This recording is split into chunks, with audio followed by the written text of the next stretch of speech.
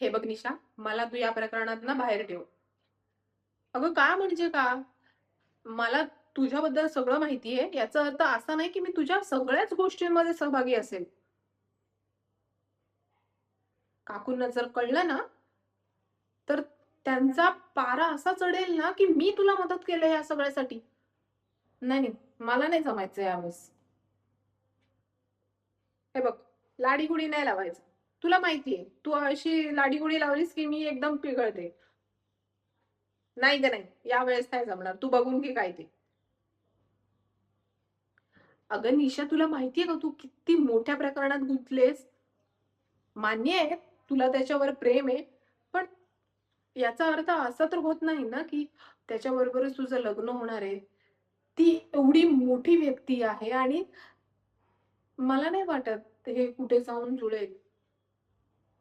वा, डायलॉग मारणं ना तुलाच सांगावं. काकींना कळलं ना तर तुझ्यासोबत माझी पण खरडपट्टी निघेल. कळलं ना? तुला आताच सांगते मी, तू या प्रकरणात ना बाहेर राहा. अगं नको त्रास घेऊस, त्या ऐकून घे माझं, त्याच्यावर नको लक्ष देऊस. ही मोठ्या घरातली माणसं ना अशीच असतात. मुली वापरतात आणि सोडून देतात. आपल्यासारख्या मुलींना कोण भाव देणार आहे ग? हं. निशा, ऐकशील का ग? हे बघ, तुझ्या चांगल्यासाठी सांगते. लहानपणापासून मी तुझ्या बरोबर आहे. तुझ्या सगळ्या सुखदुःखात मी तुझ्या सोबत आहे.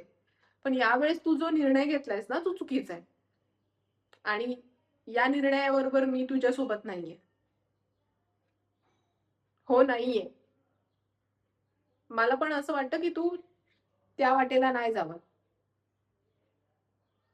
ठीक आहे, तुला जे करायचं ना ते कर, पण मी तुझ्यासोबत नसणार आहे यावेळेस.